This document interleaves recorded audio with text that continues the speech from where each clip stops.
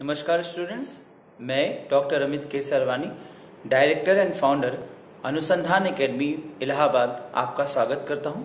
अनुसंधान एकेडमी के इस यूट्यूब चैनल में आज मैं आपको यूजीसी नेट फर्स्ट पेपर के कम्युनिकेशन यूनिट के अंतर्गत कुछ महत्वपूर्ण फैक्ट्स के तहत टेलीकम्युनिकेशन के विषय में एक क्लास देने जा रहा हूं। स्टूडेंट, टेलीकम्युनिकेशन क्या है? टेलीकम्युनिकेशन शब्द की क्या मीनिंग होती है?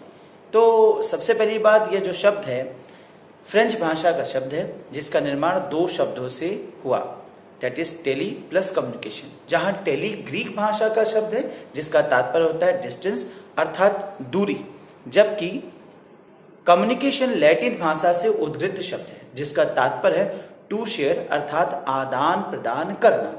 संयुक्त रूप से टेलीकम्युनिकेशन का भावार्थ होता है लंबी दूरी तक सूचनाओं का आदान प्रदान करना, यानी काफी लंबी दूरी तक इंफॉर्मेशंस को एक स्थान से दूसरे स्थान तक भेजना। टेलीकम्युनिकेशन शब्द की खोज सर्वप्रथम एक फ्रेंच इंजीनियर एडवर्ड एसुनी ने किया था। प्राचीन युग से वर्तमान युग तक दूरसंचार व्यवस्था के कई स्वरूप देखे जा सकते हैं। जैसे अब यहां पर मैं आपको कई एक तरीके की कम्युनिकेशन, टेलीकम्युनिकेशन यानी दूर संचार व्यवस्था का वर्णन करने जा रहा हूं, जिसमें प्राचीन समय से शुरुआत होने वाले छोटे छोटे ऐसे जो कि हमने दत्तक कहानियों में बहुत सुने और कभी कभार उसे या कह सकते हैं फिल्मों इत्यादि में देखा, तो उन सारी तत्वों को जोड़ते हुए यहां पर मैं एक एक दूरसंचार के तत्वों को बताने जा रहा हूं। स्टूडेंट्स, यह ध्यान रखिए टेलीकम्युनिकेशन एक काफी लंबा सेक्शन है और इसलिए इसके 2 से 3 वीडियो बनाकर मैं एक एक करके अपलोड करूंगा। सो ये पहला सेक्शन है टेलीकम्युनिकेशन का, जिसमें मैं आपको दूरसंचार के जो माध्यम हुआ करते थे प्राचीन समय में उसकी चर्चा करने जा रहा हूं। सबसे पहले कबूतर और बीकन्स, कबूतर के माध्यम से और बीकन्स के माध्यम से किस प्रकार से दूरसंचार हुआ करता था। तो विभिन्न संस्कृतियों द्वारा होमिंग कबूतरों का उपयोग कभी कभी इतिहास में किया जाता है। कबूतरों का उपयोग रोमन साम्राज्य द्वारा उनकी सेना की सहायता के लिए किया जाता था।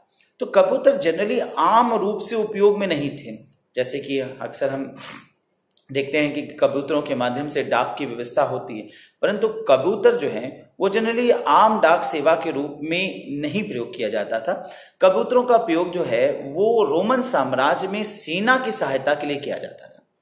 फ्रेंटिनस ने लिखा है कि जूलियस सीजर ने गॉल की विजय में दूतों के रूप में कबूतरों का इस्तेमाल किया और यूनानियों ने ओलंपिक खेलों में विजेताओं के नाम को विभिन्न शहरों में घर घर जाकर कबूतरों के उपयोग से अवगत कराया।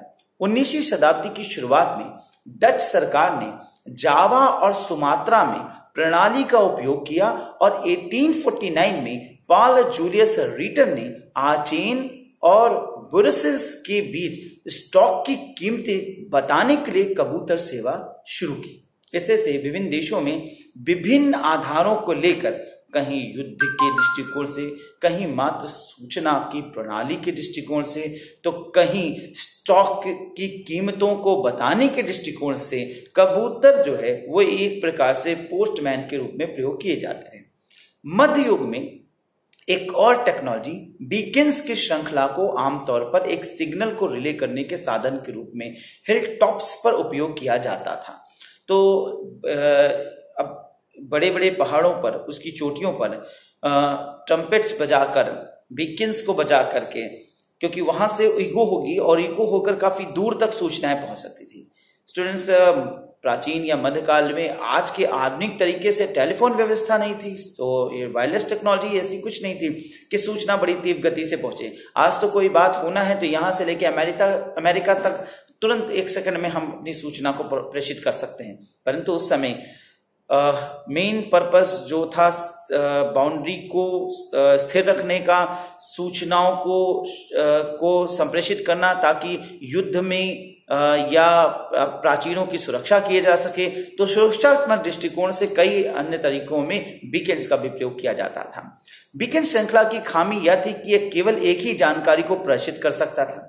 इसमें दुश्मन को देखा गया, अब सपोज करिए कि शत्रु को ईस्ट सेक्शन में देखा गया कि घुड़सवारों के साथ शत्रु आ रही है अपनी सेना को लेकर, तो पहाड़ की चोटी से ये दूर से देख लिया गया। अब इस बात के लिए एक संकेत पहले से बनाया गया था कि जैसे ही शत्रु दिखाई देगा बीकन्स को बजाना शुरू कर दिया जाएगा।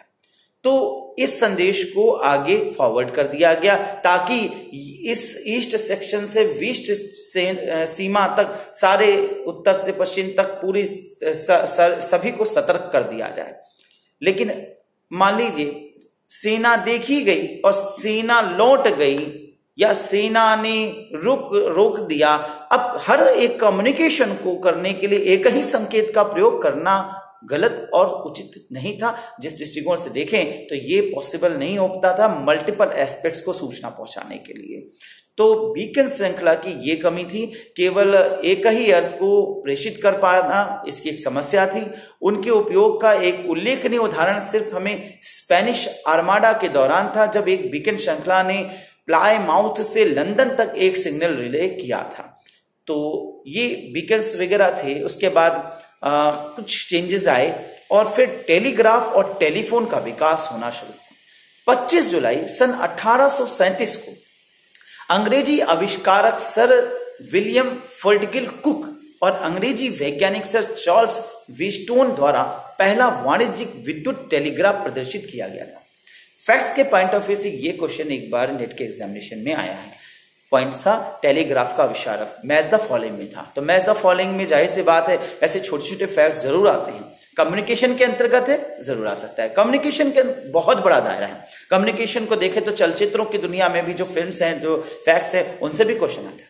कम्युनिकेशन के अंतर्गत फिल्म से क्वेश्चन है कि पा में जो किरदार अदा किया, पा फिल्म में जो अमिताभ बच्चन ने किरदार अदा किया, उसमें वो किस प्रकार की बीमारी का अदा कर रहे हैं। इसी तरह से तारे जमी फिल्म में एक बीमारी थी, उस बीमारी से जो बच्चा ग्रसित था, डिस्लेक्सिया बीमारी थी, वो कौन सी बीमारी थी, इस पर क्वेश्चन आया था। तो इस प्रकार से कम्युनिकेशन बहुत बड़ा बृहद क्षेत्र है जिसमें बहुत मल्टीपल पॉइंट्स पूछे जा सकते हैं। इसलिए स्टूडेंट्स, मैं चाहूंगा कि जो भी फैक्ट्स मैं बता रहा हूं, आप अगर हमारे स्टूडेंट्स नहीं है, फॉलोअर्स हैं, तो आप इनको अपने नोट्स में लिखते चलिए। और अगर आप स्टूडेंट्स हैं तो मैं मैटर आपको पीडीएफ का प्रोवाइड करता चलूंगा, जो कि आपको मिलता जाएगा। सैमुअल मोर्स ने स्वतंत्र रूप से विद्युत टेलीग्राफ का एक संस्करण विकसित किया, जिसे उन्होंने 2 सितंबर सन 1837 को असफल रूप से प्रदर्शित किया। एंटोनियो मोइची ने इस एक ऐसे उपकरण का आविष्कार किया जिसने 1849 में एक लाइन पर आवाज के विद्युत संचरण की अनुमति दी, लेकिन उनका उपकरण केवल व्यवहारिक मूल का ही था। 1876 में पारंपरिक टेलीफोन अलेक्जेंडर बेल द्वारा पेटेंट कराया गया।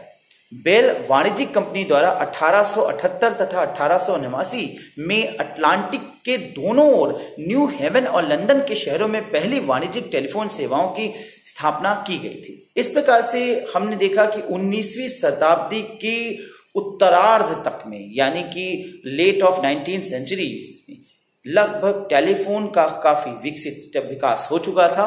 और अब हम प्राचीन बीकन और कबूतर जैसे तमाम हेलीग्राफ अन्य टेक्नोलॉजियों का प्रयोग करना बंद कर चुके थे। इनके अलावा कुछ और टेक्नोलॉजी, रिफ्लेक्सिंग ऑफ मिरर्स, हेलीग्राफ, सीमाफोनिक टेक्नोलॉजीज, ये सारी टेक्नोलॉजीज अब लगभग समाप्त हो चुके थे। अब एक प्रकार से आधुनिकता का दौर पकड़ रहा था।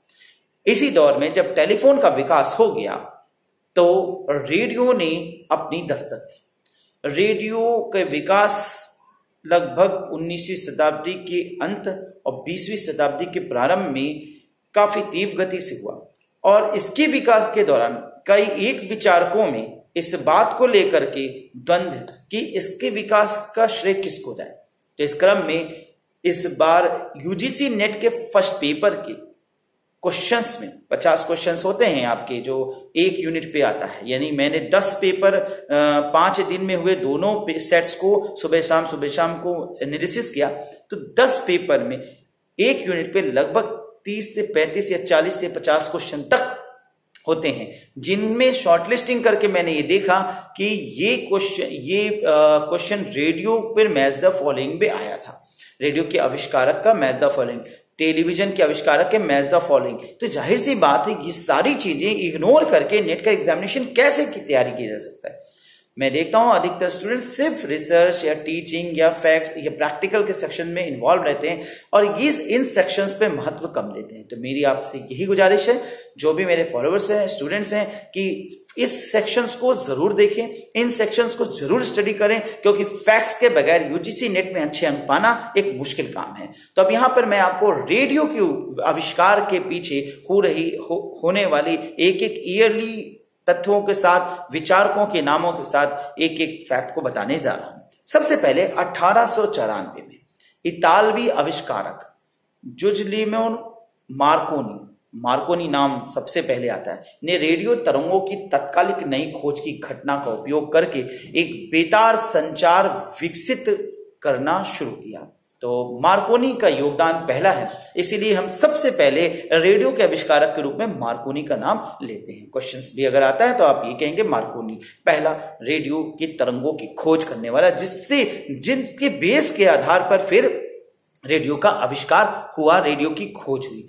1901 तक उन्हें अटलांटिक महासागर में स्थानांतरित किया जा सकता था, यानी तरंगों को अटलांटिक महासागर में स्थानांतरित किया जा सकता था, या रेडियो द्वारा वायरलेस टेलीग्राफी की शुरुआत थी। 1900 और 1906 में आवाज और संगीत का प्रदर्शन किया गया था, परंतु इसमें बहुत कम सफलता मिली थी। यानी प्रदर्शन हो रहा था, टेस्ट हो रहा था, एक्सपेरिमेंट्स हो रहा था, जिसमें आवाज को पहुंचाने और संगीत को पहुंचाने का कार्य किया जा रहा था।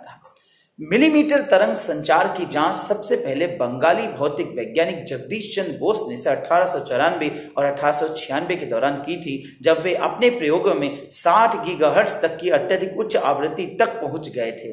अब यहाँ पे इंपॉर्टेंट बात यह है कि जिस समय रेडियो की तरंगों का विकास यूरोप में हो रहा था, मार्कोनी अन्य जैसे लोग अपने क्षेत्र में विकास कर रहे थे रेडियो के तरंगों के, उसी समय भारत में भी एक आविष्कारक, बंगाली आविष्कारक, दैट इज जगदीश चंद्र बोस, उसी समयकाल में तरंगों की खोज कर रहे थे। उन्होंने 60 गीगाहर्ट्ज तक की अत्यधिक उच्च आवृत्ति तक पहुंचाए जाने वाली तरंगों की खोज की। उन्होंने रेडियो तरंगों का पता लगाने के लिए सेमीकंडक्टर जंक्शंस के उपयोग की शुरुआत की, जिसके लिए उन्होंने 1901 में रेडियो क्रिस्टल डिटेक्टर का पेटेंट कराया, और उन्होंने भी इस रेडियो वर्ल्ड में अपना नाम जोड़ा, और इस प्रकार से जगदीश चंद्र बोस भारत के भी वैज्ञानिक रेडियो की खोज में जुड़ जाते हैं। आगे क्रम में प्रथम विश्व युद्ध में सैन्य संचार के लिए रेडियो के विकास को गति दी, क्योंकि फर्स्ट वर्ल्ड वॉर 1914 से 1918 तक रहा। अब इस पीरियड में रेडियो ने बहुत बड़ा योग किया। रेडियो ने भारतीय आजादी उपक्रम में, यानी भारत की स्वतंत्रता आंदोलन में भी बहुत बड़ा उपादेय दिया। प्रथम विश्व युद्ध में सैन्य संचार के लिए रेडियो के विकास को काफी गति दी गई। युद्ध के बाद 1920 के दशक में वाणिज्यिक रेडियो एफएम प्रसारण शुरू हुआ और मनोरंजन और समाचार के लिए एक महत्वपूर्ण जनमाध्यम बन गया। सेकेंड वर्ल्ड वॉर, द्वितीय विश्व युद्ध ने फिर से, द्वितीय विश्व युद्ध जब छिड़ा तो फिर से विमान और भूमि संचार, रेडियो नेविगेशन, रडार के युद्ध के उद्देश्यों के लिए रेडियो के विकास को गति दी। रेडियो के स्टीरियो एफएम प्रसारण का विकास संयुक्त राज्य अमेरिका में 1930 के दशक में हुआ और 1960 के दशक तक इसे प्रमुख वाणिज्यिक मानक के रूप में विस्थापित किया गया, और देखते देखते रेडियो एक आम जन का मनोरंजन का साधन बन गया। 1960 के दशक तक रेडियो बहुत कॉमन हो गया और विश्व में हर क्षेत्र में रेडियो एक बड़ा ही विकास और कौतूहल का विषय हो गया। लेकिन तभी दौर शुरू होता है मोशन पिक्चर्स का।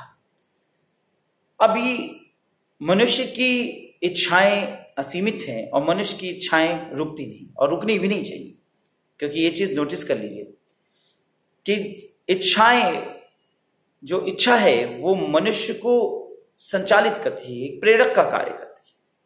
अगर इच्छाएं मर जाएं तो एक प्रकार से मनुष्य मर गया। इसलिए इच्छाएं जरूर बनाई जाती है, लेकिन आवश्यकताओं के पीछे भागना चाहिए, इच्छाओं को मात्र पूर्ण करने का प्रयास करना चाहिए, आवश्यकताओं को जरूर करना चाहिए। ठीक है, खैर मुख्य बातों पे लौटेंगे तो टेलीविजन के विकास के क्रम को आपको मैं बताने जा रहा हूं कि टेलीकम्युनिकेशन में टेलीविजन का विकास कैसे हुआ, किस तरीके से इसके विकास में क्या क्या चरण आए। तो सबसे पहले 25 मार्च सन 1925 और नाम आता है जॉन लोगी बेयर्ड। टेलीविजन के विकास में अगर टेलीविजन की खोज की बात किया जाए तो John Logie Baird. Match the following में आया था इस बार एग्जामिनेशन में, रेडियो की खोज, टेलीविजन की खोज। अच्छा, इनका नाम आया था और इनके क्षेत्र से आया था। और उसके बाद भी ये अक्सर गलत हो जाता है क्योंकि टेलीविजन के विकास में क्रोनोलॉजिकल ऑर्डर सजाने को आया था। बहुत साधारण क्वेश्चन नहीं था, असाधारण क्वेश्चन था। ये नहीं कि जॉन लोगी बेयर्ड ने खोज किया, ये 4 विचारक रख दिए और कहा कि इनका क्रोनोलॉजिकल ऑर्डर सजाइए, यानी क्रम बताइए, प्रारंभ से अंत तक किसका किसका कैसे कैसे। तो पहला तो आप डिटेक्ट कर लेंगे, लेकिन दूसरा तीसरा, ये बड़ी समस्या थी मैच द फॉलोइंग और क्रम को सजाने में। तो यहाँ पे एक एक चीज को समझिए। मैं ये नहीं कहता कि ये एग्जाम में फिर आ जाएगा, लेकिन इनसे जुड़ा हुआ कोई अन्य फैक्ट आ गया तो क्या करेंगे। और हमारे पास भी पढ़ाने का यही आधार होता है कि जो 15 साल में क्वेश्चंस पूछे जा रहे हैं उन्हीं को टारगेट करके, उन्हीं के अकॉर्डिंग हम अपनी टीचिंग को गति प्रदान करते हैं। तो 15 साल में जो पूछा जा रहा है उसी के अकॉर्डिंग हम अपना टारगेट करके नोट्स को सेटअप करते हैं और इन्हीं से आइडिया लगाते हैं कि अगले एग्जामिनेशन में क्या पूछा जा सकता है, अगले एग्जामिनेशन में क्या और आ सकता है। तो स्टूडेंट्स यहां आगे बात को समझेंगे। तो 25 मार्च 1925 को John Logie Baird London department store Selfridge में चलती तस्वीरों के प्रसारण का सफलतापूर्वक प्रदर्शन किया। बेयर्ड का उपकरण निप्पो डिस्क पर निर्भर था और इस तरह मैकेनिकल टेलीविजन के रूप में जाना जाने लगा। इसने ब्रिटिश प्रसारण निगम द्वारा 30 सितंबर 1929 से शुरू किए गए प्रायोगिक प्रसारणों को आधार बनाया और इस प्रकार से 1929 से ब्रॉडकास्टिंग टेलीविजन की लगभग शुरू हो गई। 20वीं शताब्दी के अधिकांश टेलीविजन कार्ल ब्रेन द्वारा आविष्कार किए गए कैथोड रे ट्यूब पर ही निर्भर थे। तो जनरली कैथोड रे ट्यूब एक डब्बा, जैसा कि जनरली आप पुराने टेलीविजन को देखते थे कि एक पुराना टेलीविजन जो कि मोटे से एक डब्बे में होते थे, तो कैथोड रे ट्यूब पे काम करते थे। द्वितीय विश्व युद्ध के बाद टेलीविजन में जो प्रयोग बाधित हुए थे उन्हें फिर से शुरू किया गया और यह एक महत्वपूर्ण घरेलू मनोरंजन प्रसारण माध्यम भी बन गया। सेकेंड वर्ल्ड वॉर के बाद विश्व में शांति आई और विश्व में शांति आने के बाद मनोरंजनात्मक रूप से फिर टेलीविजन का प्रयोग बड़ी तेज गति से होने लगा और इस प्रकार से टेलीविजन का प्रयोग यहाँ पर विकास हुआ। इसके बाद कंप्यूटर नेटवर्क और इंटरनेट की बात हम करेंगे जो कि अगले क्रम में विकास के दौर में देखा गया। यानी सबसे पहले देखें तो टेलीग्राफ, टेलीग्राम, फिर टेलीफोन, टेलीग्राफ, टेलीफोन, फिर रेडियो के बाद टेलीविजन और अब कंप्यूटर नेटवर्क। 5 सितंबर 1969 को 4 कोड नेटवर्क द्वारा आरपा नेट की शुरुआत की गई। तो आरपा नेट की शुरुआत हुई जो 1981 तक 2013 नोट्स तक बढ़ गया था। आरपा नेट ने अंततः इंटरनेट विकास के लिए अन्य नेटवर्क के साथ विलय कर लिया। इसके बाद अन्य नेटवर्किंग प्रगति औद्योगिक प्रयोगशालाओं में हुई, जैसे कि ईथरनेट को स्थानीय क्षेत्र नेटवर्क विकास और टोकन रिंग प्रोटोकॉल इत्यादि इत्यादि। तो ये था एक तार वाला नेटवर्क। आरपा नेट एक्चुअली क्या था, सिस्टम्स को जोड़ दिया गया और ये एक प्रकार से सेकेंड वर्ल्ड वॉर के बाद अमेरिका को विशेष रूप से रशिया से खतरा था। तो सेकेंड वर्ल्ड वॉर के बाद दोनों के बीच में कोल्ड वॉर हो रहा था। कोल्ड वॉर का मतलब समझते हैं? कोल्ड वॉर का मतलब होता है कि जुबानी युद्ध हो रहा था। तो एक दूसरे को जुबान से धमकी देना और टेरर का माहौल बना हुआ था कि युद्ध कभी भी हो सकता है। लेकिन सेकेंड वर्ल्ड वॉर की त्रासदी, न्यूक्लियर बम का विस्फोट, ये सब कुछ देखते हुए टेरर बना था लेकिन युद्ध नहीं हुआ। अब युद्ध की स्थिति ना उपज जाए इसलिए अमेरिका सबसे ज्यादा सशंकित था और अमेरिका ने अपने विकास के आधार पर अपनी बाउंड्री को मेंटेन करने के लिए, अपनी बाउंड्री को मजबूत करने के लिए एक नेटवर्क का विकास किया जिसे हम आरपा नेट कहते हैं। ये वायर्ड नेटवर्क था, वायर्ड नेटवर्क यानी तारों के माध्यम से एक सिस्टम से दूसरे सिस्टम को जोड़ दिया गया और एक स्थान से सूचना दी जाएगी तो वो दूर दूसरे स्थान तक यानी सीमा के अन्य क्षेत्रों तक वो सूचना को प्रेषित कर देगी। इस प्रकार से देखा जाए तो ये वायर्ड नेटवर्क था। आगे जब सेकेंड वर्ल्ड वार के बाद कोल्ड वर्ल्ड वार एंड हुआ और आपसी गृह युद्ध, क्लेश इत्यादि से दोनों देश रशिया और अमेरिका उबर गए। रशिया का भी विखंडन हुआ, 13 देशों में उसका विखंडन, और फिर इधर रशिया भी शांत हो गया, उधर अमेरिका भी विकास की दौड़ में लग गया, दोनों देश विकास की गति में हो गए। तब यही वायर्ड नेटवर्क वायरलेस में परिणत हुआ और फिर ARPANET के बाद इंटरनेट का विकास हुआ। ठीक है, तो यहां पर वायरलेस नेटवर्क के या वायरलेस दूरसंचार के विषय में थोड़ा बहुत डिस्कस करेंगे। 1990 के दशक में वायरलेस क्रांति की शुरुआत हुई।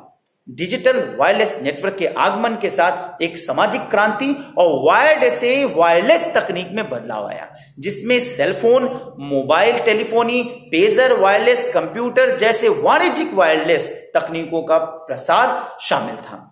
यहां पर पेजर क्या था ये भी जान लीजिए। पेजर एक इलेक्ट्रॉनिकली मैसेज सर्विस थी, यानी मैसेज जैसे आज हम SMS लिखते हैं, इस तरह से एक महंगा उपकरण यंत्र हुआ करता था जो सिर्फ मैसेज।